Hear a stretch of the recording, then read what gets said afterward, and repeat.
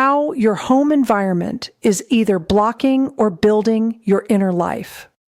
No one else making videos about consciousness development can make this one, because no one else has spent 35 years at the intersection of Feng Shui, subtle energy science, interior design, and the science of awareness. Today, I am going to show you something most personal development teachers have never considered. The space you live in is either amplifying your ability to hear your inner voice, or it is quietly suppressing it.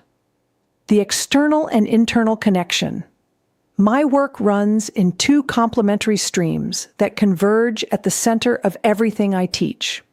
The first is external, how your environment shapes your energy, clarity, and life. This is the work of artofplacement.com, Feng Shui, subtle energy science, interior design, arranging the visible world to support the invisible life within it. The second is internal, how your relationship with yourself, your first cause, your knowingness, shapes everything. This is the work of powerformshealing.com. Here is what I have learned. You can create a perfect environment, and if you are not connected to your first cause, it will not give you the life you seek. And you can do deep inner work, but if your environment is working against you, progress will be slower and harder than it needs to be. The two streams support each other. Pattern, interrupt. Think about the last time you sat in a space that felt genuinely calm, not just attractive, but physically calming. Your shoulders dropped, your thoughts slowed, your body softened. Now think about trying to hear your own thinking in a cluttered, chaotic space. The relationship is direct. The environment that contracts your nervous system also blocks access to your true voice. Take the free first cause assessment at powerformshealing.com/quiz. The link is below. It takes 5 minutes and gives you a precise map of where you are across 5 dimensions of your inner life. Factor 1. Clutter and cognitive load.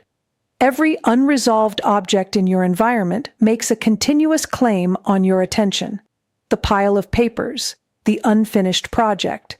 Each one runs in the background, reducing your capacity for self-listening. Feng Shui understood this long before neuroscience. An environment that supports the inner life is one of resolved objects and deliberate space. Factor 2. Light and energy quality. The quality of light affects your cortisol, circadian rhythm, and attention. Harsh artificial light keeps your system in low-grade alertness, a state incompatible with knowingness. Natural light, warm tones, and intentional shadow support the parasympathetic state where inner awareness becomes accessible. Factor 3.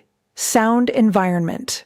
The crowded mind, inner critic, borrowed voices, reactive loops, is reinforced by constant sound.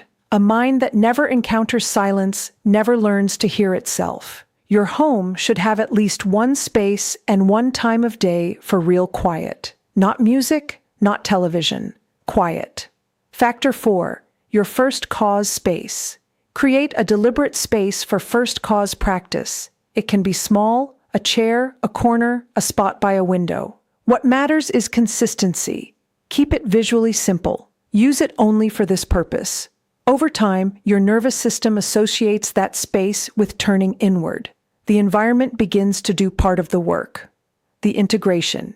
Your inner work and your environment are not separate projects. They are the same project from 2 directions. Start where you are, choose one area, remove what is unresolved, simplify what is busy, create one space for quiet. Begin a daily 5-minute first cause practice there, at the same time each morning. The environment supports the practice. The practice develops your ability to hear yourself, and that changes every decision you make. Take the free assessment at consciousnesstrac.app/quiz. 5 minutes, completely free. It maps exactly where you are across 5 dimensions of your inner life. I'm Candace. Like, follow, and subscribe. I'll see you in the next one.